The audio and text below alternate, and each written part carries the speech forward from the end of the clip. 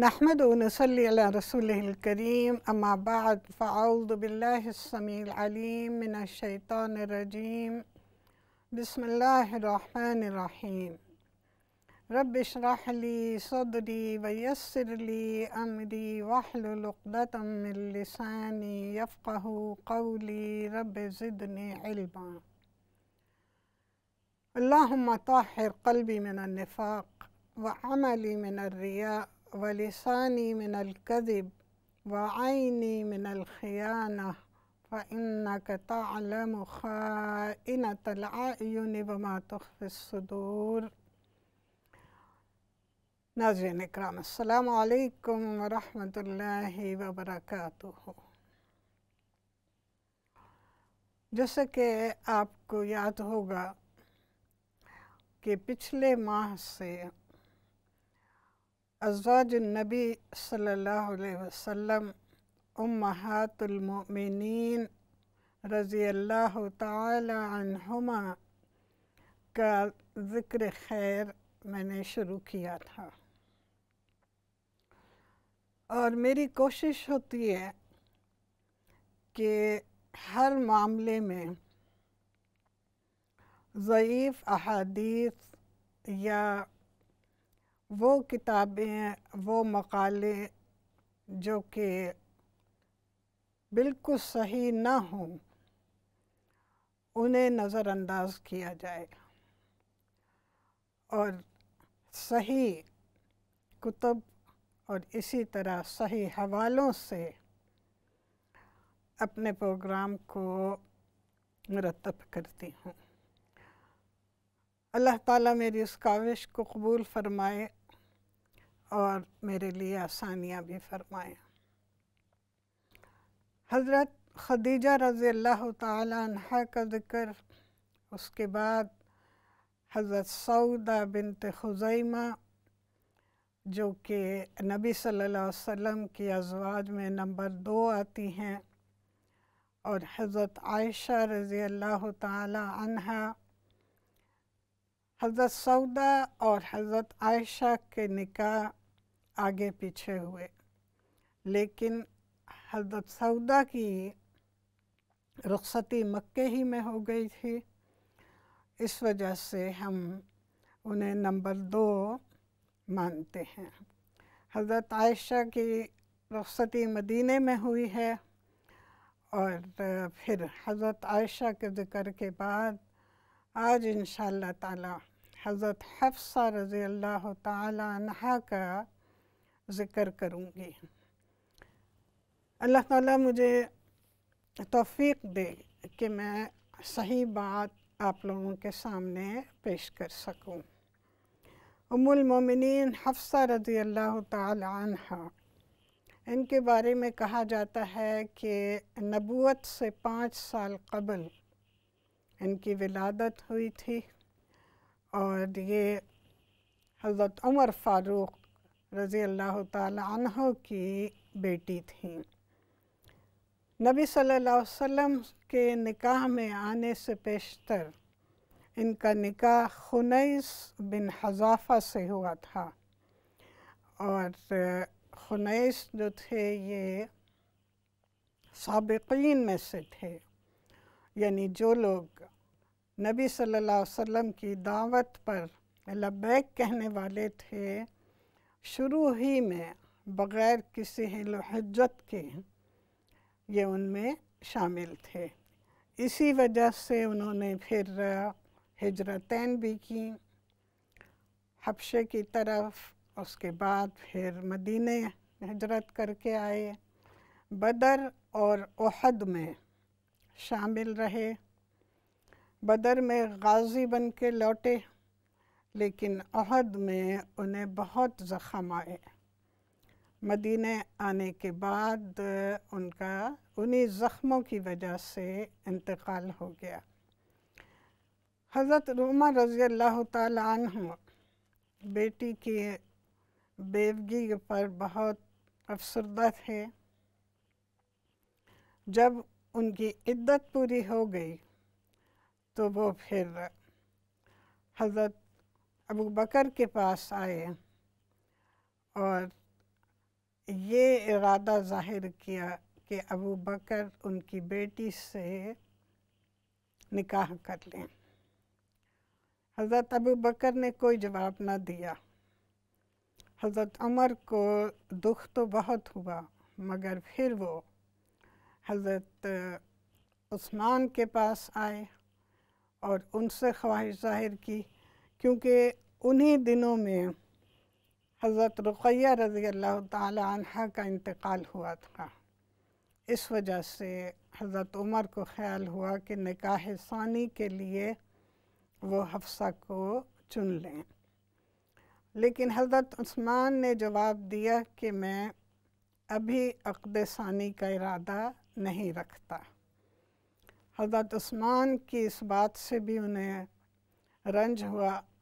نبی صلی اللہ علیہ وسلم کے پاس آئے ایک دن اور اپنے دونوں ساتھیوں کے بارے میں شکوہ کیا۔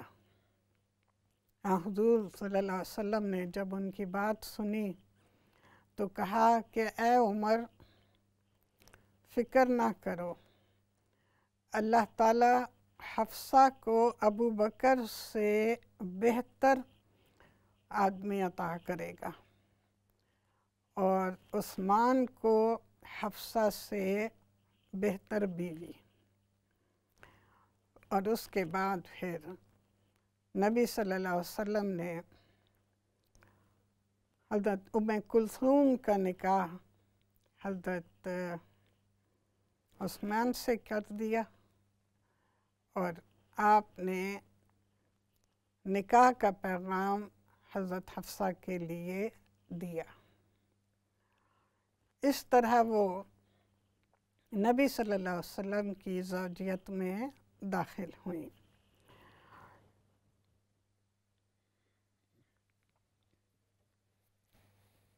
اب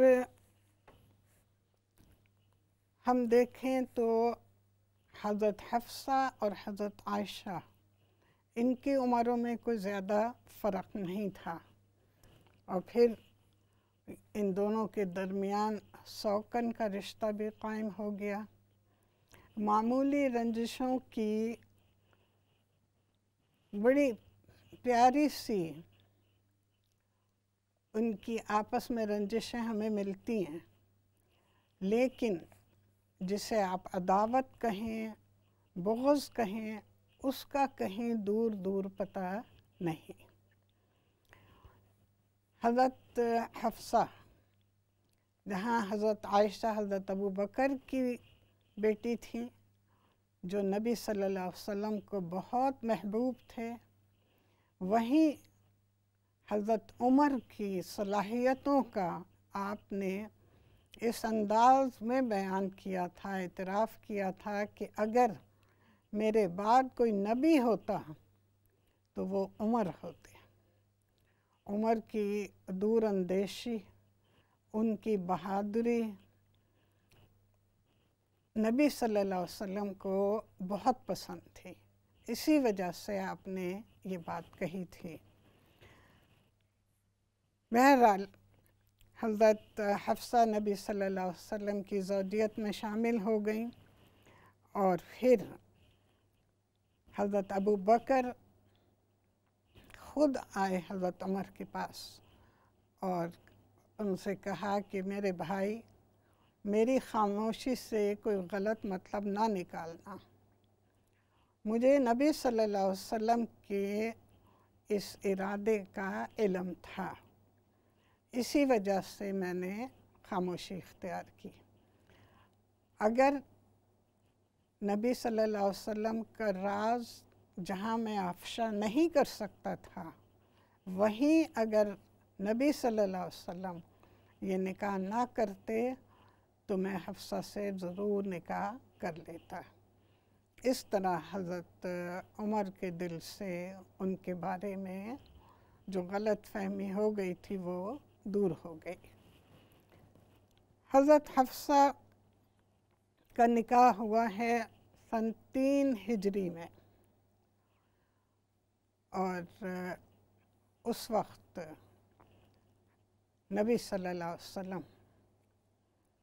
بہت سے مسائل سے دوچار تھے۔ ہمیں کوئی ایسا واقعہ نہیں ملتا کہ حضرت حفصہ نے نبی صلی اللہ علیہ وسلم کے کسی حکم کو نہ مانا ہو۔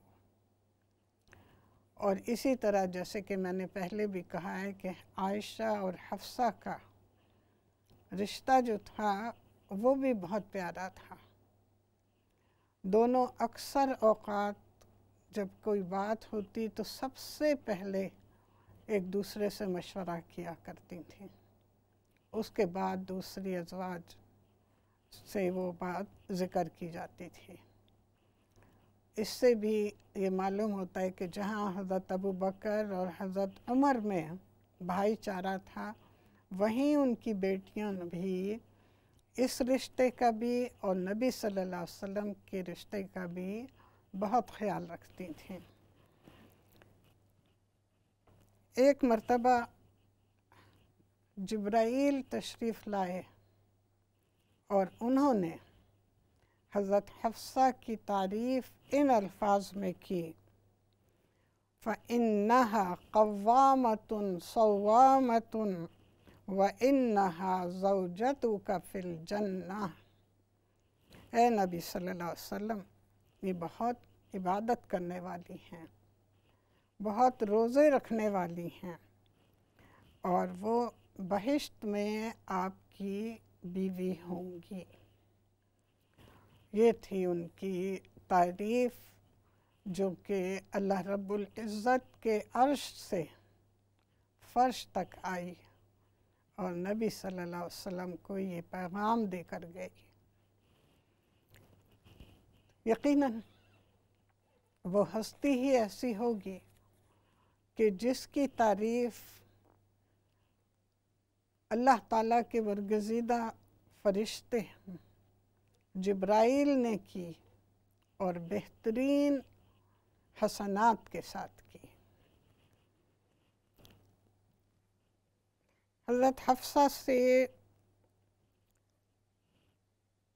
بہت سی احادیث وارد ہیں، متفق علیہ میں 4 ہیں، صرف صحیح مسلم میں 6 اور دوسری کتابوں میں 50، یعنی کل 60 احادیث انہوں نے روایت کی ہیں۔ اور اسی طرح قرآن کی سورہ تحریم کی آیت ہے وَإِذَا سَرَّ النَّبِيُّ إِلَىٰ بَعْضِ أَزْوَاجِهِ حَدِيثًا کی تفسیر میں مفسرین نے حضرت حفصہ کا ذکر کیا ہے، لیکن صحیح تو یہ ہے کہ رب العزت نے اپنے حبیب کے گھرانے کا بہت پاس رکھا ہے، ان کی عزت کا، ان کی حرمت کا اتنا پاس کہ کسی کا نام نہیں لیا۔ تو پھر یقیناً ہمیں بھی ضرورت نہیں دیتا کہ ہم اس ہستی کی کھوج کریں یا اس راز کی کھوج کریں، کیونکہ بعض لوگوں نے اپنے بحوث میں اس راز کے بارے میں بھی بہت سی باتیں لکھی ہیں، کہی ہیں، لیکن ہمارا خیال، میں یہی سمجھتی ہوں کہ ان باتوں کو زیر بحث لانا یا ان کی کھوج لگانا کسی مسلمان کو زیب نہیں دیتا۔ جو بات کہی گئی اللہ اور رسول کے درمیان، رسول اور ان کی بیوی کے درمیان، تو راز کو راز ہی رہنا چاہیے۔ راز جو ہے وہ امانتوں میں سے ایک امانت ہے۔ منافق کی صفات میں ایک صفت یہ بھی ہے کہ وہ امانت میں خیانت کرتا، اور امانت صرف مال کی نہیں ہوتی، امانت قول و فعل کی بھی ہوتی ہے، تو یقیناً یہ تمام باتیں جو ہیں یہ امانت کے طور پر ہیں، اور ہمیں جائز نہیں کہ ہم کسی کے گھر کی امانت میں دخل اندازی کریں۔ دوسری بات یہ کہ حضرت حفصہ رضی اللہ تعالی عنہ کا نکاح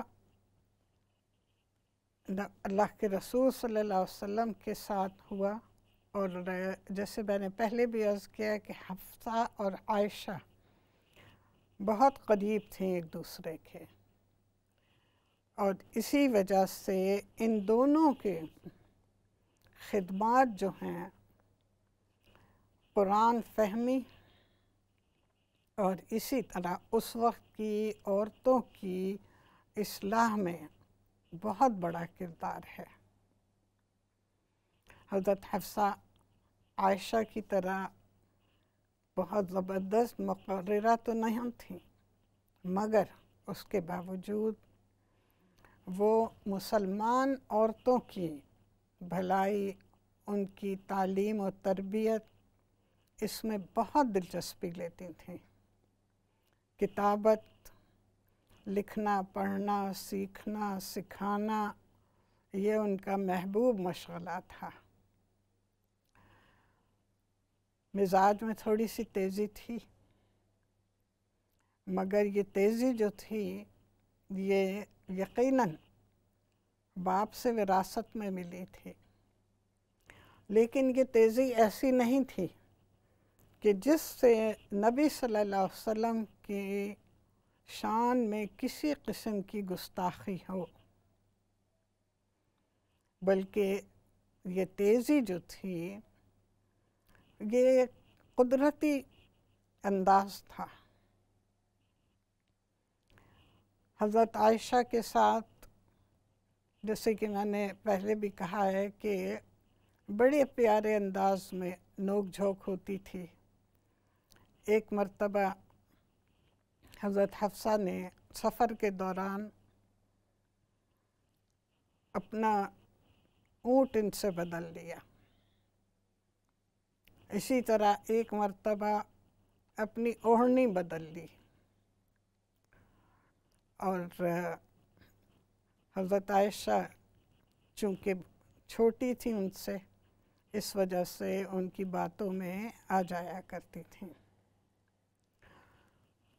بہرحال یہ رشتہ جو تھا یہ بہت اچھے انداز میں قائم رہا، اور بغیر کسی عداوت کے، بغیر کسی دشمنی کے آخر تک قائم رہا۔ میں نے ان کی تیزی کا ذکر کیا ہے، تو اس ذکر میں ایک آدھ واقعہ بیان کرتی چلوں کہ ایک مرتبہ نبی صلی اللہ علیہ وسلم کے ساتھ کسی بات پر تکرار کر رہی تھیں، اور اتفاق ہے کہ حضرت عمر رضی اللہ تعالی عنہ کبھی اپنی بیوی سے کسی بات پر غصے ہو رہے تھے وہ، تو بیوی نے برجستہ کہا کہ ہمیں جو کہتے ہو تو جا کے اپنی بیٹی کا حال دیکھو۔ وہ نبی صلی اللہ علیہ وسلم کو جواب دیتی ہے۔ حضرت عمر بیوی کو چھوڑ بیٹی کے گھر پہنچے اور جا کر سوال کیا کہ کیا تم نبی صلی اللہ علیہ وسلم کو جواب دیتی ہو؟ تو انہوں نے کہا کہ ہاں۔ اب حضرت عمر طیش میں آ کر کوئی قدم اٹھانے ہی والے تھے، تو غالباً حضرت عائشہ قریب ہی بیٹھی تھی ان کے، انہوں نے فوراً ٹوکا کہ اے عمر، تمہاری اتنی جرأت کہ اب تم نبی صلی اللہ علیہ وسلم کے گھریلو معاملات میں بھی دخل دو گے؟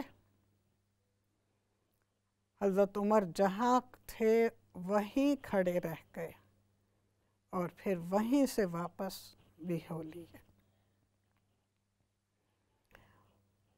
تو یہ ایک فطری چیز ہے۔ حضرت عمر ہی کا دوسرا بہترین واقعہ ہے جو ہمارے گھریلو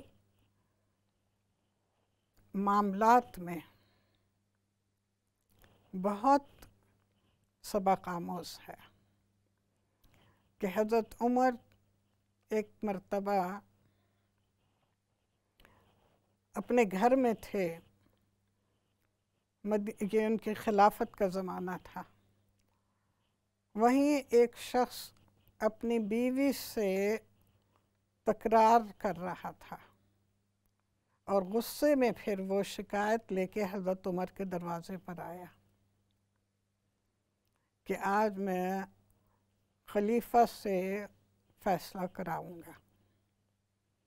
جب وہ دروازے پر آیا تو اس نے اندر سے آواز سنی حضرت عمر کی بیوی کی، جو بہت غصے سے بول رہی تھیں، اور حضرت عمر اس وقت خاموش تھے۔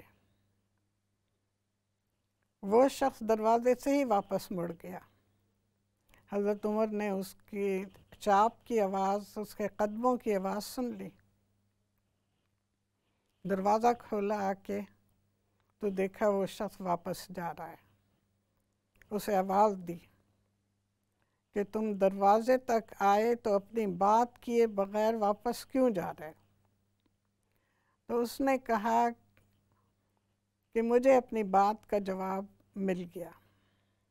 حضرت عمر سمجھ گئے بغیر اس کے بتائے کہ معاملہ کیا ہے۔ تو حضرت عمر باہر آئے، اس کے کندھے پہ ہاتھ رکھا اور پھر فرمایا کہ دیکھو، ہماری بیوی بہت سے ایسے کام کرتی ہے جو اس پر فرض نہیں، اور پھر بہت زیادہ مصروفیت کی وجہ سے، ذمہ داریوں کی وجہ سے مزاج میں چڑچڑاپن قدرتی طور پہ آ جاتا ہے، اس لیے درگزر سے کام لو۔ گویا کہ یہ ایک مثال ہے ان گھروں کے لیے جہاں بیوی کو بولنے کا کوئی حق نہیں دیا جاتا، یا اس کے جواب دینے کو اس کی گستاخی، اس کی بدمزاجی پر محمول کیا جاتا ہے۔ یقیناً یہ تمام باتیں جو ہیں یہ ایک اچھے معاشرے کے لیے درست نہیں ہیں، اور اسی وجہ سے آپ دیکھیں کہ آئے دن ہمارے گھروں کے معاملات جو ہیں وہ گھروں سے باہر نکلتے ہیں، پڑوس میں، رشتہ داروں میں، جگہ جگہ ان کا چرچا ہوتا ہے، اور معاملہ جو ہے وہ کبھی تو ختم بھی ہو جاتا ہے، طلاق تک نوبت آ جاتی ہے۔ تو اس لیے اگر ہم اپنے اسلاف کی سیرت کا مطالعہ کرتے رہیں، یقیناً ہماری بھی اصلاح ہوگی اور ہم اپنے بچوں کی اصلاح بھی کر سکیں گے۔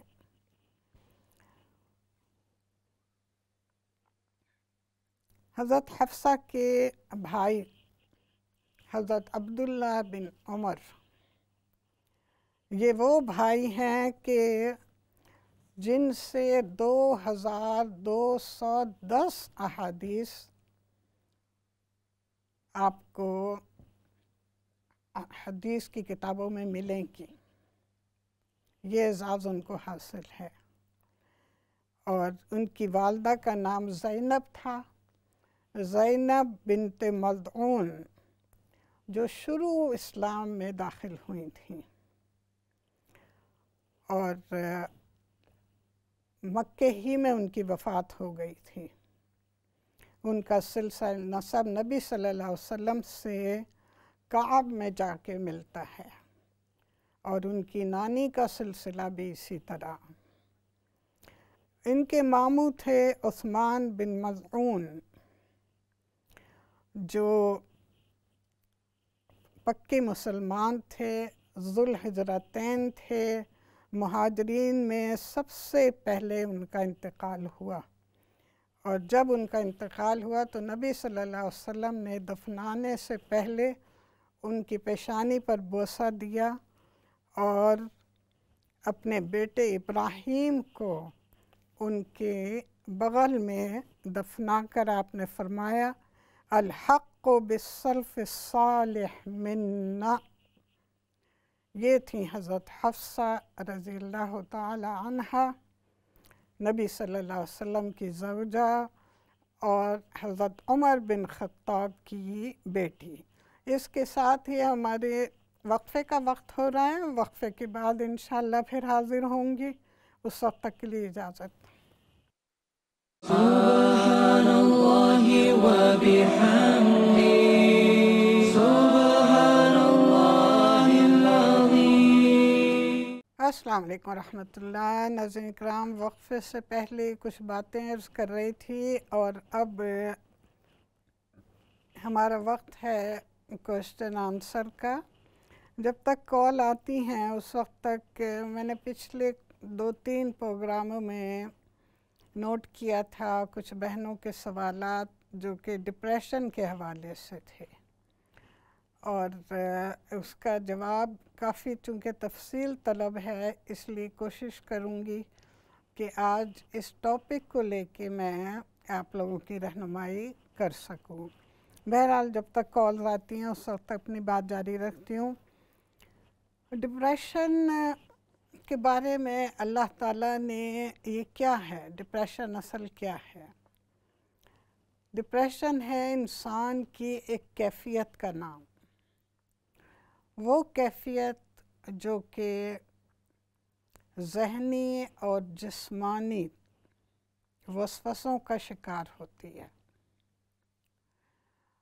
اور ان وسوسوں کو لے کر یہ ایک کیفیت پیدا ہو جاتی ہے جسے انسان ڈپریشن کہتا ہے۔ اس کی سب سے بڑی وجہ انسان کے عقیدے کا درست نہ ہونا ہے، اللہ تعالیٰ پر مکمل بھروسہ، توحید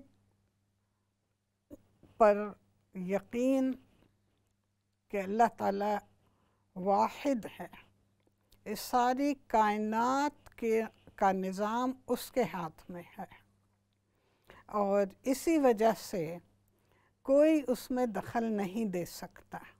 جہاں ہم توحید پر مکمل یقین رکھتے ہیں، وہاں ڈپریشن کی دوسری وجہ جو وہم اور وسوسہ، عقیدے کی خرابی ہے، اس میں مبتلا ہو جاتے ہیں۔ بہرحال اپنی بات جاری رکھوں گی، ذرا 1-2 کال لے لوں۔ جی السلام علیکم۔ وعلیکم السلام ورحمۃ اللہ وبرکاتہ۔ جی باجی کیسی ہیں آپ؟ اللہ کا شکر، الحمدللہ۔ ماشاء اللہ، اللہ رب العزت آپ کو جزائے خیر عطا کرے، بہت اچھی تربیت ہماری فرماتی ہیں۔ اور باجی میرے 2 سوال ہیں۔ بہت پہلے آپ نے ایک دفعہ فرمایا تھا کہ اگر دانتوں میں تکلیف ہو یا پتہ نہیں مسوڑوں میں کچھ ایسا ہو تو سرسوں کے تیل میں بہت زیادہ نمک ڈال کے وہ ٹوتھ پیسٹ کرنے سے پہلے تھوڑی دیر پہلے لگا لیں، تو اس کے بارے میں ذرا وضاحت فرما دیں کہ کتنی دیر پہلے، مطلب کتنی دیر لگا رہے، اور یہ مطلب کس کے لیے ضروری ہے۔ اور دوسرا جو دانتوں میں سینسیٹیوٹی ہوتی ہے تو اس کا مطلب کیا گھریلو علاج ہوگا؟ سینسیٹیوٹی ختم نہیں ہوتی، ڈاکٹر نے بہت علاج کیے لیکن سینسیٹیوٹی مطلب دانتوں کو نہیں جاتی۔ جی دوسرا سوال؟ جی یہی بس سینسیٹیوٹی کے بارے میں، اور جو سرسوں کا تیل جو نمک ڈالتے ہیں تو وہ جی کس چیز کے لیے فائدہ مند ہے؟ چلیے ٹھیک ہے، میں انشاءاللہ آپ کے کتنی دیر پہلے لگائیں؟ اوکے جی، جزاک اللہ خیر۔ السلام علیکم ورحمۃ اللہ۔ جی السلام علیکم۔ وعلیکم السلام۔ آنٹی سب سے پہلے تو میں کہنا چاہتی ہوں کہ نا آپ کو دیکھ کے مجھے اپنی امی یاد آ جاتی ہیں. وہ آپ سے بہت پیار کرتی تھیں اور بہت مزے سے آپ کا پروگرام دیکھتی تھیں. اچھا، اللہ تعالیٰ ان کی مغفرت کرے. کب انتقال ہوا ان کا؟ آمین. آنٹی وہ نا جنوری میں بیچاری فوت ہو گئی نا کرونا کی وجہ سے. انا للہ انا الیہ راجعون. اللہم اغفر لها وارحمها وعافها واعف عنها وادخلها فی الجنہ.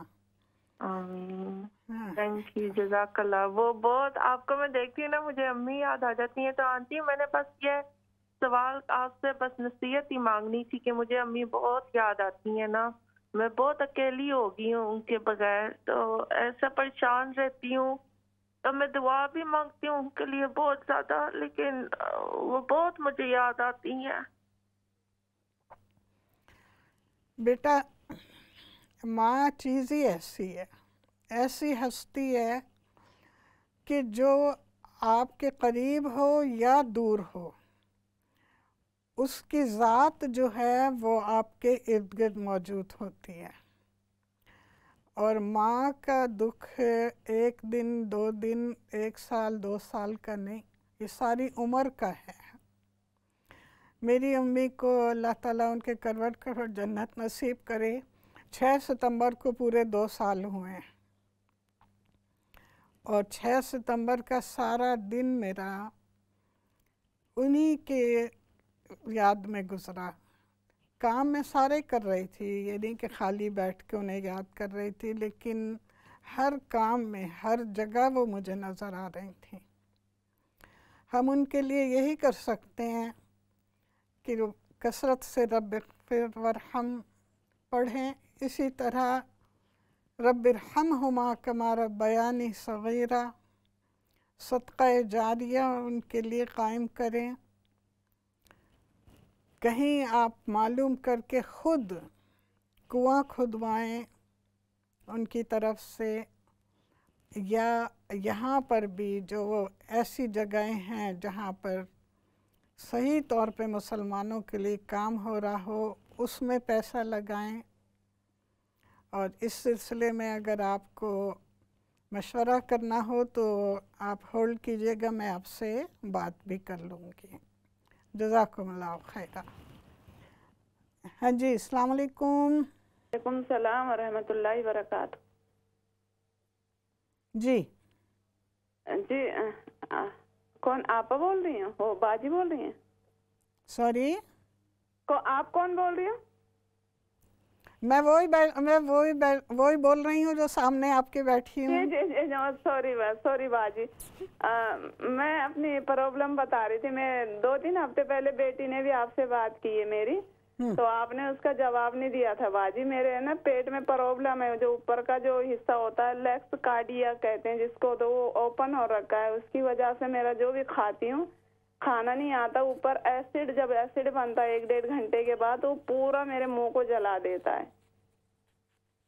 تو ہلو جی جی. اور اس سے میں بہت پریشان ہوں. میرا ویٹ بھی بہت لوز ہو گیا اور میرے تیت بھی خراب ہونے لگے. ایسڈ ہر وقت منہ پہ آتا ہے اور برننگ رہتی ہے پورے ماؤتھ میں. اور ڈاکٹر کہہ رہے ہیں کہ اس کا ایک ہی وہ ہے کہ اس کا آپریشن کروانا پڑے گا، لیکن پتہ نہیں، ہمیں تو سمجھ نہیں آ رہا آپریشن کیسے کیا کرنا ہے. آپ اگر آپ کو کوئی آپ کے پاس کوئی دوا، آپ ہولڈ کریں، میں آپ سے بات کر لوں گی. ضرور باجی، آپ ضرور کرنا، کیونکہ پچھلے ہفتہ میں ٹھیک ہے، آپ ہولڈ کریں، میں آپ سے بات کر لوں. اس کا بتایا نہیں. اوکے جی، اللہ حافظ. ہیلو، السلام علیکم. السلام. باجی میں آپ سے میں کر رہی ہوں، میرا پاؤں ہے رائٹ سائڈ کا نا، تو وہ میرے پاؤں کی جو ایڑی ہے نا، آگے جو پنجہ میرا پاؤں کا، اس میں مجھے کچھ درد نہیں ہے، لیکن جو میری پاؤں کی ایڑی اس میں مجھے بہت درد ہو رہا ہے. پتہ نہیں کیا بات ہے کہ کیوں ایسے ہو رہا ہے. ایسے تو میں نے جیل وغیرہ بھی ڈاکٹر نے دی ہیں، وہ بھی میں نے لگائی ہیں، اولیو آئل اس سے بھی میں نے مالش کی ہے، اور کرنجی کے تیل سے بھی میں نے. کس خاص جگہ پر ہے؟ جو پاؤں کی جو ایڑی نہیں ہے، جہاں بالکل جو ساری کی ساری جو پاؤں کی ایڑی ہے. اچھا، سیدھا پاؤں ہے یا الٹا؟ ہاں جی، رائٹ والا.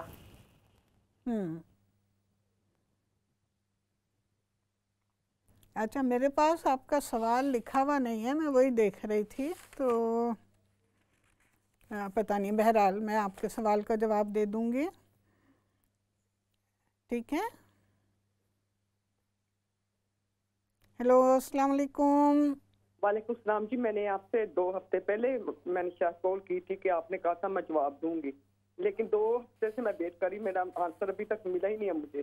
وہ کہا تھا کھانسی اور بلغل کا بتایا تھا تو، لیکن میں بھول گئی تھی نا، تو میں نے آپ نے کہا کچھ جنجر کچھ چیزیں تھی جس میں ایسے کرو گے تو۔ ذرا میری بہن زور سے بولیں اور تھوڑی سپیڈ آہستہ رکھیں۔ اچھا، میں نے یہ کہنا تھا کہ نہیں، 1 منٹ، آپ نے گلے میں خارش کا بتایا تھا نا؟ نہیں، خارش نہیں بتایا تھا مجھے، خارش تو ہوتی نہیں ہے گلے میں، صرف میں نے کہا تھا کہ میرے گلے مجھے نا وہ بلغم آتی ہے اور کھانسی آتی ہے، تو میں نے آپ نے کہا تھا جنجر کچھ بتایا تھا 2-3 ہفتے پہلے، مگر میں وہ میری چائے گر گئی تھی تو میں نے سننا یاد نہیں رہا تھا، آپ نے ابھی تک اس کا آنسر ہی نہیں دیا۔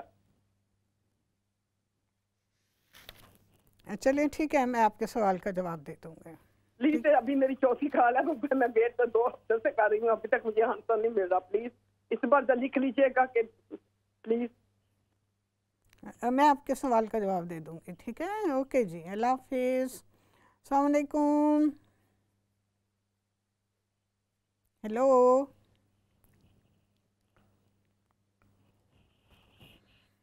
ہیلو السلام علیکم۔ جی السلام علیکم۔ وعلیکم السلام ورحمۃ اللہ۔ کیسی باجی آپ؟ اللہ کا شکر، الحمدللہ۔ 2 سوال ہے، مجھے ایتھرائٹس ہے جس کی وجہ سے جسموں میں بہت درد رہتا ہے، اور دوسری بات میرا کولیسٹرول ہائی ہے، تو اس کے لیے بھی آپ پلیز کچھ بتائیے، اور مجھے پائلس کی بھی شکایت ہے، بواسیر کی، اور جو اسبگول جو رہتا ہے وہ ہمیں کب کھانا چاہیے، صبح میں یا رات میں؟ اسبگول کا چھلکا اس کے لیے بھی بتائیے۔ آپ کی بواسیر خونی ہے یا بادی؟ بادی ہے۔ بادی ہے، جی جی جی، ٹھیک ہے، اوکے جی، میں آپ کے سوال کا جواب دے دوں گی انشاءاللہ۔ جی السلام علیکم۔ وعلیکم السلام۔ جی وعلیکم۔ آپ کا سوال؟ میرا سوال ہے کہ میرا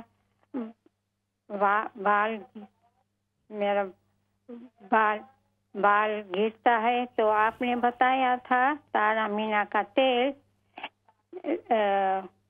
لینا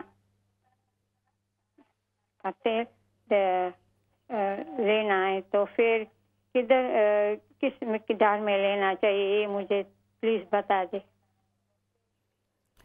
میں نے آپ کو کیا بتایا تھا؟ تارا مینا کا تیل۔ اچھا، تارا مینا کا تیل۔ تارا میرا کا تیل، اور اس کے ساتھ میں نے 1-2 تیل اور بھی بتائے تھے۔ تارا میرا کا تیل ہے، اور اس میں آپ شامل کریں گی ناریل کا تیل اور کیسٹر آئل، اور یہ سب برابر مقدار میں لیں گی۔ اگر آدھا کپ آپ نے تارا میرا کا تیل لیا ہے، آدھا کپ ہی آپ کو ناریل کا لینا ہے، اور آدھا کپ ہی آپ کو کیسٹر آئل لینا ہے، تینوں کو ملا کے رکھ لیجئے اور پھر اس سے سر میں لگائیں، ٹھیک ہے؟ اور جب لگائیں تو ہلکا سا گرم کر لیں۔ اوکے، اللہ حافظ۔ ہاں جی، السلام علیکم۔ جی السلام علیکم۔ وعلیکم السلام۔ جی میں آپ کا پروگرام کافی دیکھ رہی تھی، تو مجھے ماشاءاللہ بڑی ہیلپ بھی ہوئی تھی، تو میں اپنا ایک مسئلہ بتا رہی تھی کہ مجھے جو لیور کا انہوں نے ڈاکٹر نے بتایا کہ فیٹ ہے، اور شوگر کا بھی مسئلہ ہے، تو کافی پریشان تھی، بس انہوں نے بس بتایا نہیں کچھ کہ کوئی پرہیز کرنا ہے یا کچھ، تو پلیز آپ مجھے بتائیں کہ میں اس طرح کچھ جو بھی آپ ریکمینڈ کریں تو میں وہ چیز کھاؤں، اس سے تھوڑا مجھے ہیلپ ملے۔ تو شوگر کا بھی کافی مسئلہ ہے۔ شوگر کے علاوہ اور کیا تکلیف ہے آپ کو؟ جی لیور ہے نا، فیٹ لیور ہو گیا نا، تو یہ تھوڑا مطلب شوگر کا بھی ہے بس، اور بھی کمر میں بھی کافی، بیک میں کافی جلدی مطلب تھوڑا سا کام کرتی ہوں تو پھر وہ پین شروع ہو جاتی، وہ کافی دن تک نہیں جاتی۔ ارتھرائٹس کا بھی ہے تھوڑا۔ اچھا، جو تکلیف ہے وہ خاص جگہ پہ ہوتی ہے یا کون سی؟ جی نہیں، کام کرنے سے جو تکلیف آپ کو ہوتی ہے جی جب کبھی ہیوی جب کرتی ہوں نا تو وہ پھر شولڈر کے نیچے جو جیسے بل کہہ لیں یا پھر وہ درد ایسی شدید ہوتی ہے کہ پھر کوئی کام نہیں ہوتا. ویسے ادروائز ٹھیک ہوتا ہے. جب کام جیسے ہیوی کوئی چیز اٹھا لیتی ہوں تو پھر اس کے بعد وہ بس درد جاتی نہیں ہے. ابھی بھی وہ آئیبوپروفن کھا رہی ہوں تو اس سے کوئی مطلب تھوڑی وقتی طور پہ ہوتا ہے, پھر ٹھیک نہیں ہوتا نا, پھر شروع ہو جاتی ہے جیسے کوئی ہیوی کام کرتی ہوں تو پلیز آپ میری ہیلپ کریں. اگر آپ کو اس کا اندازہ ہے کہ کوئی بھاری چیز اٹھانے سے آپ کو تکلیف ہوتی ہے تو پھر اس سے پرہیز کریں. جی وہ میں کرتی ہوں, بس سم ٹائم بس بے دھیانی میں جیسے ہو جاتا ہے. تو میں جو فیٹ لیور کا جو فیٹ ہے نا, میں اس سے بہت پریشان ہوں. پلیز آپ مجھے اس کے بارے میں بتائیے کہ میں. ٹھیک ہے, ایک بہن نے اور بھی جسم میں درد کی شکایت کی ہے تو میں سوال کا جواب دوں گی, آپ سن لیجئے گا, آپ کو بھی جواب مل جائے گا انشاءاللہ. ٹھیک ہے, اوکے. ہیلو, السلام علیکم.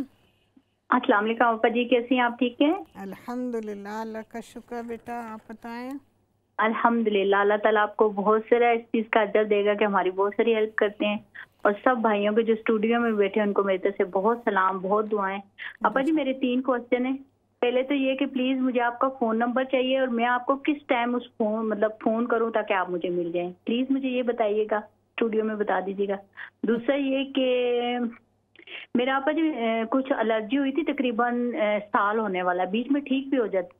اس کے بعد نا میرے ہاتھوں کی جو پیچھے سائڈ ہے بہت بلیک ہو گیا, جیسے بہت زیادہ بلیک, اور میرے ایک سائڈ کا منہ جہاں تک خارش ہوتی تھی میں کرتی رہی. آپا جی وہ جا نہیں رہی کسی صورت. ڈاکٹر نے مجھے دوائی بھی دی ہے, سب کچھ کیا ہے. تو آپ مجھے اس کے لیے بتا سکتے ہیں کہ میں بلڈ کا کچھ ٹیسٹ کروا لوں یا بہترین مشورہ. ایک یہ 2 سوال ہو گئے. تیسرا یہ کہ ایک سیکنڈ, ہاتھوں میں ہے صرف خارش یا اور جگہ بھی ہے؟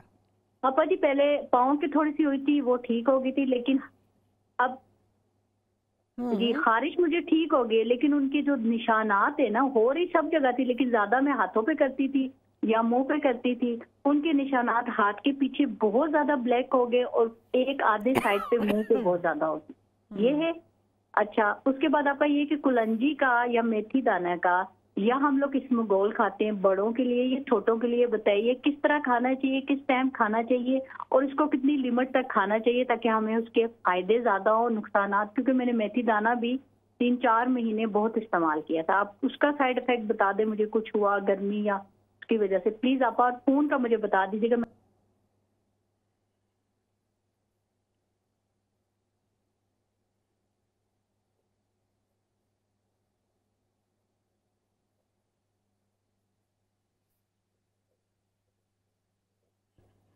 ٹھیک ہے, دیکھتے ہیں.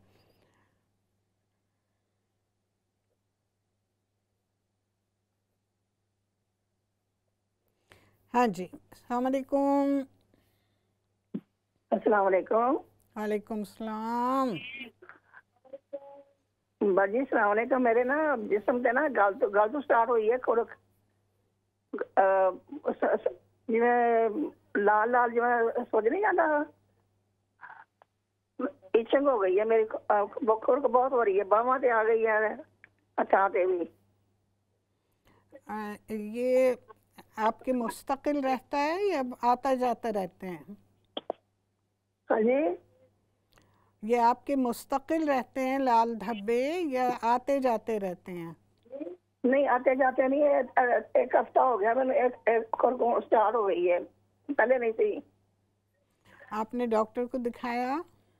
ہاں جی, ڈاکٹر نے دسیا, وہ کہندا ہے الرجی ہے کہ چیز تو. ہاں, کہ آپ نے کوئی ایسی چیز کھائی ہے جس کی وجہ سے آپ کو یہ تکلیف ہوئی ہے. آواز نہیں سنی گئی اتنا. چلیے میں آپ کے سوال کا جواب دے دوں گی. ٹھیک ہے. ہیلو, السلام علیکم. ہیلو, وعلیکم السلام. جی بڑی مجھے آپ کا نمبر چاہیے, میں بہت پریشان رہتی ہوں. آپ ہولڈ کیجئے, میں آپ سے بات کر لیتی ہوں.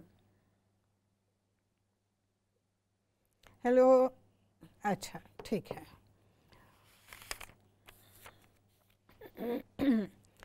جی ویسے تو میرا خیال تھا کہ میں آج ٹاپک جو ہے وہ ڈپریشن کا ہی رکھوں گی، لیکن کال کافی ہیں تو میں ان کے جواب دے دوں اور پھر انشاءاللہ جب بھی موقع ملا تو اس ٹاپک کو جاری رکھوں گی۔ پہلا سوال ہے آج کا دانتوں کی تکلیف کے بارے میں، اور یہ کہ حساس دانت۔ دیکھیے، دانت جو حساس ہوتے ہیں وہ ان لوگوں کے زیادہ ہوتے ہیں جو بہت گرم کھائیں کھانا یا بہت ٹھنڈی چیزیں استعمال کریں، جیسے آئس کریم ہے، برف ہے۔ تو اس وجہ سے انسان کو بس ہمیشہ ہی احتیاط کرنی چاہیے، اور خاص طور پہ جب 40 سے اوپر ہو جائے تو پھر اسے اور زیادہ محتاط ہونا چاہیے ان باتوں کے بارے میں۔ آپ فریج میں سے کوئی چیز بھی نکال کے کھائیں یا پئیں تو اسے تقریباً آدھا گھنٹہ آپ باہر رکھیں، پھر اسے استعمال کریں۔ آپ نے جوس پینا ہے، یہ جو فریش جوس ہے، ڈرنک تو بالکل نہ استعمال کریں۔ جو فریش جوس ہوتے ہیں ہمیشہ وہ استعمال کریں، اور انہیں بھی، کیونکہ اس میں شوگر بہت ہوتی ہے۔ آپ آدھا گلاس جوس رکھیں اور آدھا اس میں ہلکا سا گرم پانی، بالکل وارم واٹر جو ہوتا ہے وہ اس میں مکس کر کے اور وہ پئیں۔ وہ آپ کے دانتوں کے لیے بھی اچھا ہے اور آپ کے پیٹ کے لیے بھی۔ اور جوس ہمیشہ اسٹرا کے ساتھ پئیں، وہ پھر دانتوں میں نہیں لگتا بلکہ وہ سیدھا حلق میں جاتا ہے۔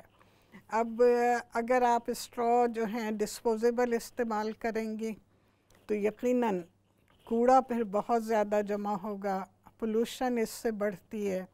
کوشش کیجئے کہ پلاسٹک کی چیزیں بھی ایسی ہوں جو آپ دھو کے، آپ ایک اسٹرا رکھیں جیسے میک ڈونلڈ میں ملتے ہیں موٹے والے، ایک آپ وہ رکھیں اور اسے دھو کے پھر تھیلی میں ایک فوڈ بیگ میں ڈال کے اسے ڈرا میں رکھیں، دوبارہ اسی کو استعمال کریں۔ ایک بات تو یہ ہو گئی حساس دانتوں کے بارے میں۔ دوسری جو دانتوں کی تکلیف کے لیے ہے، آپ مختلف چیزیں استعمال کریں۔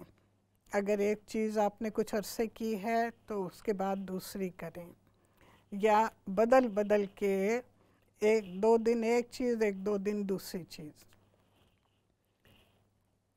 آپ نے دنداسہ استعمال کرنا ہے، آپ نے نمک کے ساتھ اپنے دانتوں پہ انگلی میں نمک لگا کے اس کو منجن کرنا ہے۔ آپ نے سرسوں کے تیل میں نمک اور ادرک پاؤڈر ڈال کے رکھنا ہے، اس سے کرنا ہے۔ آپ گلاب کا عرق 8 چمچے اور 2 چمچے ونیگر، سرکہ، یہ ملا کے رکھ لیں، ماؤتھ واش کے طور پہ آپ اسے استعمال کریں۔ اس کے ساتھ ہی ادرک کا تیل آپ کو ملے گا ہالینڈ اینڈ بیرٹ سے۔ ادرک کا تیل چھوٹی سی شیشی ہوگی، آپ صرف ایک قطرہ انگلی پہ ڈال کے رات کو سونے سے پہلے آپ اسے اپنے دانتوں پہ، مسوڑوں پہ، بس وہ ایک قطرہ کافی ہے، پورے منہ میں اچھی طرح اس کی مالش کر لیجئے۔ یہ تمام چیزیں ہیں جو آپ استعمال کرتے رہیں، اور دانتوں کی حفاظت کے لیے تو ظاہر ہے کہ خلال اور برش کرنا بہت ضروری ہے، اس کو بھی جاری رکھیں۔ انشاءاللہ تعالی 100% نہ صحیح 50% تو آپ کو آرام آ جائے گا۔ اس کے ساتھ ہی ہمارے وقفے کا وقت ہو رہا ہے، وقفے کے بعد پھر حاضر ہوتی ہوں، اس وقت تک اجازت دیں۔ السلام علیکم ورحمۃ اللہ۔ سبحان اللہ وبحمدہ، سبحان اللہ العظیم۔ السلام علیکم ورحمۃ اللہ۔ ناظرین اکرام، وقفے سے پہلے آپ کے سوالات کے جواب دے رہی تھی۔ کال ہیں؟ ٹھیک ہے، جب تک آپ کی کالز آتی ہیں اس وقت تک جو پچھلے سوال ہیں ان کے جواب دے لوں۔ جو پہلا سوال میرے سامنے ہے اس وقت وہ ہے سیدھے پاؤں کی ایڑی میں تکلیف۔ دیکھیں آپ رات کو سونے سے پہلے گرم پانی ایک تسلے میں رکھ کے اس میں 1 چمچی نمک ڈالیں اور پاؤں رکھ کے بیٹھ جائیں 10 منٹ تک۔ 10 منٹ کے بعد پاؤں نکال کے اسے تولیے سے خشک کر لیں اور پھر سرسوں کا تیل یا سب سے بہتر تیل ہے جو میں نے آزمایا ہے وہ ہے کیسٹر آئل۔ کیسٹر آئل کو ہلکا سا گرم کریں اور اسے پھر ہاتھ میں ڈھیر سارا لے کے پوری ایڑی پر، ٹخنے پر، پھر انگلیوں کی طرف مالش کریں، پھر ڈھیر سا لیں لیکن اس کے بعد یا تو جراب پہن لیں یا روئی لپیٹ لیں۔ یہ ہر روز باقاعدگی سے کریں، انشاءاللہ تعالیٰ اس سے آپ کو آرام آئے گا۔ صبح آپ یہ کر سکتی ہیں کہ جب بستر سے اٹھیں تو اس کے بعد آپ وضو کر کے، تاکہ آپ کو پاؤں نہ دھونا پڑے، وضو کرنے کے بعد آپ سرسوں کے تیل میں موم جو ہے اسے تھوڑی سی پگھلا کے وہ ملا کے ایک پیسٹ سا مرہم سا بن جائے گا، وہ لگا کے اور پھر جراب پہن لیں۔ پھر دن بھر آپ مسح کریں گی، پاؤں کو دھوئیں گی نہیں۔ یہ 2 چیزیں ہیں جس سے آپ کو انشاءاللہ بہت فائدہ ہوگا۔ اگلا سوال ہے خاتون کا کھانسی کے حوالے سے، بلغمی کھانسی۔ دیکھیے بلغمی کھانسی کے لیے آپ 2 کپ پانی کے ڈالیں ایک چھوٹی پتیلی میں، اس میں دار چینی کا 2 انچ کا ٹکڑا، اسی طرح 3 لونگ، اور تیسری چیز جو ہے وہ ہے ادرک کا بھی 2 انچ کا ٹکڑا۔ یہ آپ ڈال کے، لیکن ادرک کو آپ تھوڑا سا کچل لیں گی، بالکل پیسنا نہیں ہے بلکہ کنڈی میں ہلکا سا اسے کچل لیں۔ ان کو ڈال کے ڈھکنا ڈھک کے آپ بالکل ہلکی آگ پہ سے پکنے دیں۔ جب پانی آدھا رہ جائے تو یہ پانی آپ دن میں 2 مرتبہ صبح شام پئیں۔ آپ ان چیزوں کو جب استعمال کریں گی تو ان چیزوں کو نچوڑ کے پھر پھینکیں گی تاکہ ان کا سارا عرق جو ہے وہ آپ کے پانی میں آ جائے۔ کھانسی کے لیے یہ بہترین ہے، اور اس کے ساتھ ہی آپ ناریل کے تیل کی کلیاں بھی کریں صبح نہار منہ، وہ بھی آپ کے لیے بہت مفید رہے گا، اس سے تمام بلغم جو ہوتا ہے سینے کا وہ نکل جاتا ہے۔ بہرحال یہ آپ کے ہے۔ اگلا سوال ہے خاتون کا، جس میں انہوں نے کہا ہے کہ جسم میں درد ہے اور اس کے ساتھ ہی انہیں بواسیر کی بھی شکایت ہے۔ دیکھیے بواسیر ہمیشہ 2 چیزوں سے ہوتی ہے، ایک تو زیادہ گرم چیزیں استعمال کرنے، بلکہ 3 چیزیں، گرم چیزیں استعمال کرنے یا بہت زیادہ بیٹھنے، اور تیسرا قبض۔ اب ان تینوں ہی چیزوں کو آپ نے مد نظر رکھ کے اپنا علاج کرنا ہے۔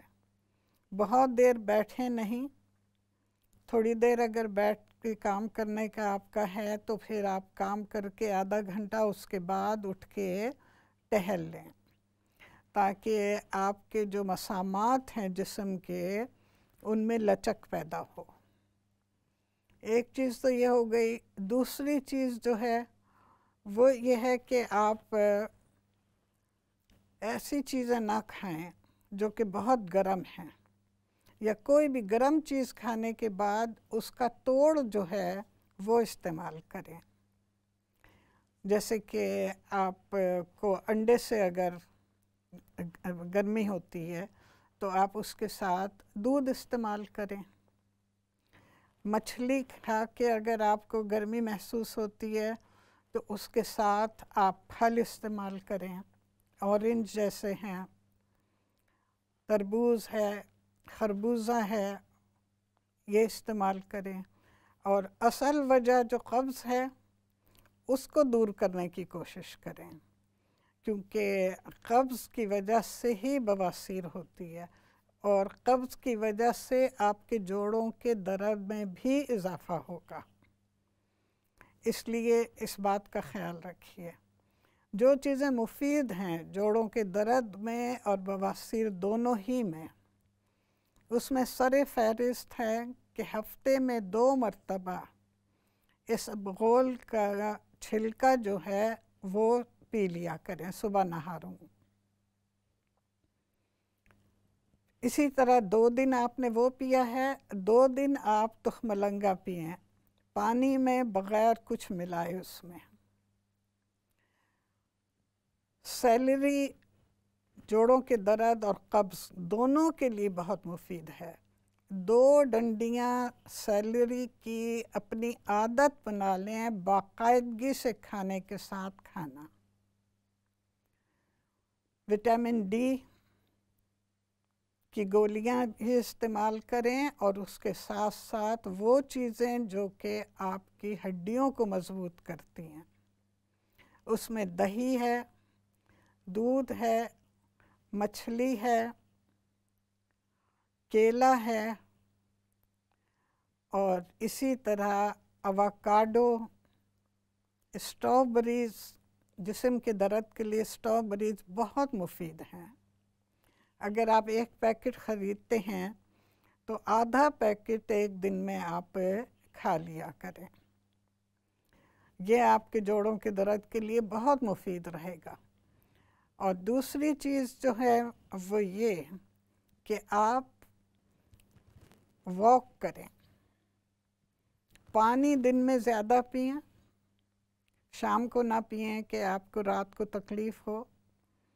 दिन में पानी ज़्यादा पिएं और खाने के बाद कम से कम आधे घंटे तक वॉक करें, सर्दी हो, गर्मी हो, कुछ भी हो। ये आपके लिए बहुत ज़रूरी है, बवासीर के लिए भी और आपके जिस्म के दर्द के लिए भी।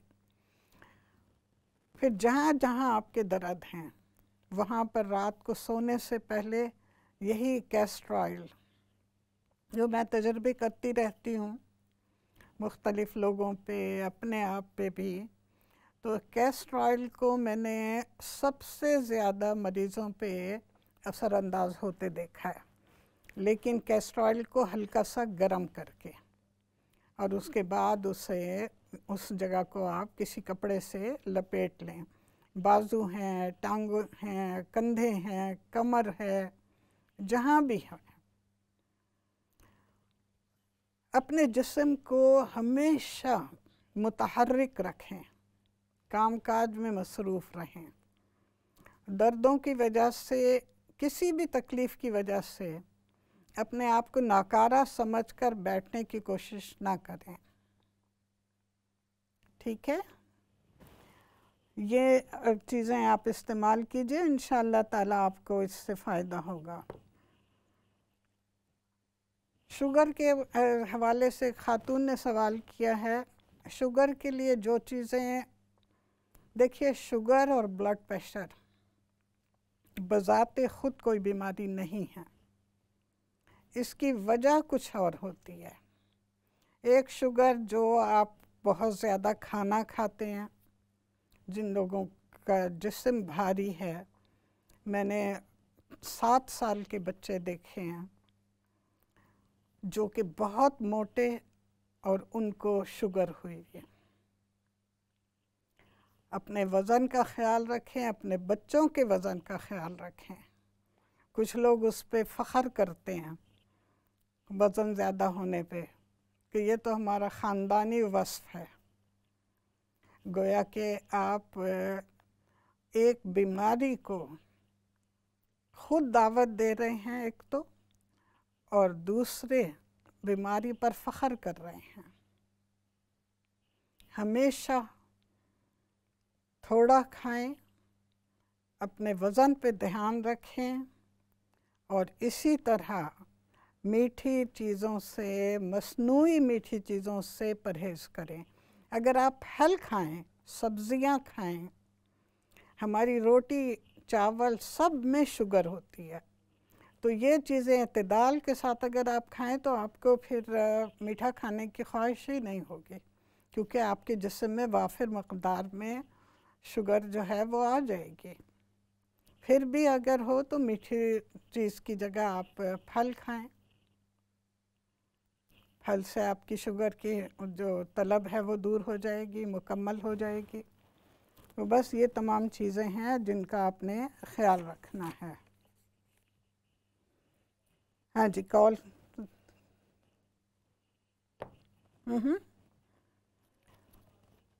अच्छा, अगला सवाल है खातून का। उन्होंने कहा है कि उन्हें ख़ारिश हुई थी और उसके बाद ख़ारिश तो ठीक हो गई मगर उसके धब्बे नहीं गए। देखिए, ख़ारिश पे अगर आप बहुत ज़्यादा तेज़ किस्म के मरहम वग़ैरह इस्तेमाल करें तो जिल्द जो है वो उससे जल जाती है और वही फिर धब्बे जो हैं वो बन जाते हैं। जैसे अगर आपका वज़न ज़्यादा है, आप एकदम वज़न कम करना चाहें, आजकल बहुत सारी डाइट्स के नाम आ रहे हैं, ये डाइट वो डाइट नहीं। हमें कुरान ने आज से 1000 साल पहले बता दिया है, कुलू वशरबू वला तुसरिफू, इत्तेदाल से खाओ, इत्तेदाल से पियो और किसी चीज़ में भी ज़्यादती ना करो। बिल्कुल इसी तरह अगर वज़न बहुत ज़्यादा है और आप उसको एकदम कम करें डाइट करके बिल्कुल, तो उससे क्या होगा, आपका जिस्म जो है बदनुमा हो जाएगा, इधर लटक रहा है उधर लटक रहा है। नहीं, वज़न को कम करने के लिए भी आपको आहिस्ता आहिस्ता ऐसी चीज़ें इस्तेमाल करनी है, वर्जिश करनी है, सबसे ज़्यादा वर्जिश, चहलकदमी करना, ये आपके वज़न को कम करने में आपको मदद करेगा। अब इसी तरह जब आप किसी जिल्द पर बहुत तेज़ सॉल्यूशन या मरहम लगाते हैं, ऑइंटमेंट लगाते हैं, तो फिर जिल्द जो है उसमें धब्बे पड़ जाते हैं, वो स्याह हो जाती है। अब उसके लिए आप यही कर सकते हैं कि उस पर ऐसी चीज़ें लगाएं जैसे अरक गुलाब है, इसी तरह फ्रेश क्रीम है, फ्रेश क्रीम में थोड़ा सा लीमू मिला के, लेकिन ये 1 दिन में या 2 दिन में नहीं होगा, इसको आप बाकायदगी से करेंगी, रोज़ करेंगी और आहिस्ता आहिस्ता ये दूर हो जाएंगे इंशाअल्लाह ताला। बस ये 2 चीज़ें, अरक गुलाब और इसी तरह फ्रेश क्रीम। जी, अस्सलाम वालेकुम। वालेकुम अस्सलाम। आंटी आप कैसी हैं? ठीक हैं? हाँ, अल्लाह का शुक्र बेटा। माशाल्लाह।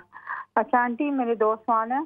पहला सवाल ये है कि आंटी मैं जो कुछ भी खाती हूँ ना तो मुझे ना चक्कर बहुत आती हैं। डॉक्टरों ने मेरा सारा टेस्ट किया है तो उनको एक तो मुझे मोटापा भी है और दूसरा मुझे चक्कर बहुत आती हैं। कुछ भी खाती हूँ, मीठा खाऊं चाहे नमकीन खाऊं तो फौरन मेरा ब्लड प्रेशर हाई लो हो जाएगा, शुगर हाई लो।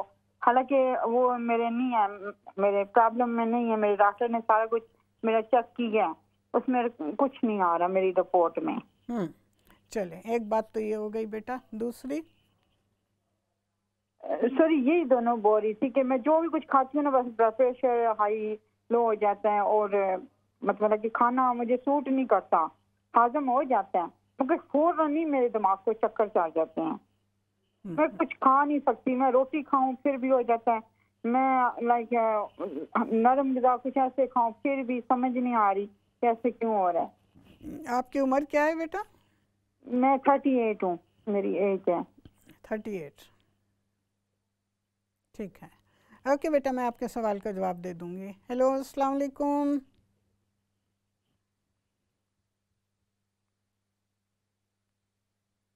Hello.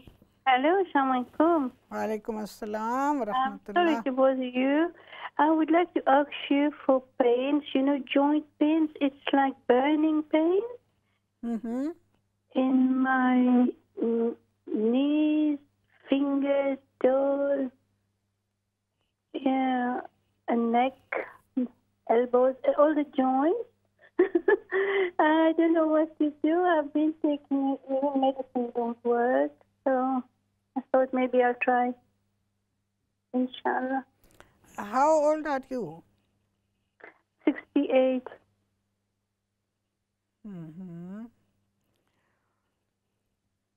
आपने मेरे प्रोग्राम को शुरू से देखा है? No, after namaz I've just put on now. हाँ, ये प्रोग्राम रिपीट होगा गालिबन वेडनेसडे, थर्सडे को और फिर सैटरडे को, तो आप इस प्रोग्राम को देख लीजिएगा। मैंने जॉइंट पेन्स के हवाले से बहुत सी चीज़ें बताई हैं, आप वो इस्तेमाल करें, इंशाअल्लाह ताला आपको उससे शफा होगी। ठीक है, और आप यूट्यूब पे भी देख सकती हैं। अच्छा, अगला सवाल है खातून का कि उन्होंने कलौंजी और मेथरे बहुत खाए हैं। देखिए, कलौंजी और मेथरे ये बहुत ज़्यादा नहीं खाने चाहिए। आप जब सब्ज़ियाँ पकाएं ना, तो बघार कलौंजी, मेथरे और राई का किया करें प्याज के बजाय। कोई भी सब्ज़ी बनाएं, आप आलू बनाएं, आप पालक बनाएं, आप गोभी बनाएं, तो इनका आप तड़का लगाएं और अच्छी मकदार में डालें, ये आपके लिए काफ़ी है। खाली खाना जो है ये मुनासिब नहीं है, और अगर खा लिया है तो अब आप कोशिश कीजिए कि हफ्ते में एक दफ़ा से ज़्यादा कभी मत खाइएगा आइंदा। दूसरा सवाल है खातून का कि उनके जिस्म पर जैसे कहते हैं ना छपाकी निकली हुई है, उसका इलाज तो यही है कि आप अपनी डाइट को देखें कि किस चीज़ से हुआ है और आइंदा वो ना खाएं। वो नट्स भी हो सकते हैं, वो और चीज़ें भी, गोश्त भी हो सकता है, जो भी है, मसाले भी हो सकते हैं। लस्सी पिएं और इसी तरह तुखमलंगा दूध में डाल के शरबत बना के वो पिएं बाकायदगी से। लीमू की स्कंजबीन बना के पिएं, ये आपके लिए बहुत बेहतरीन है। अगला सवाल खातून का है जो कि उन्होंने चक्कर के हवाले से कहा है कि जो भी खाती हैं उन्हें चक्कर आते हैं। मेरे प्रोग्राम का वक्त ख़त्म हो रहा है बेटा, मैं आपके सवाल का जवाब तफसील से नहीं दे सकती, सिर्फ इतना कहूँगी कि आप पानी पिएं और दही की लस्सी बाकायदगी से पिएं दिन में 2 मरतबा, और जब भी पानी पिएं उसमें 3 ड्रॉप लीमू डाल लें। ये आज़मा के देखें, फिर मुझे अगले हफ्ते बताइएगा, मैं आपके सवाल का तफसील से जवाब दूंगी। उस साथ ही हमारे प्रोग्राम का वक्त ख़त्म हो रहा है। बशर्ते ज़िंदगी अगले हफ्ते फिर मुलाकात होगी, उस वक्त तक के लिए इजाज़त। अस्सलामु अलैकुम रहमतुल्लाह। सुब्हानल्लाहि व बिहम्दिही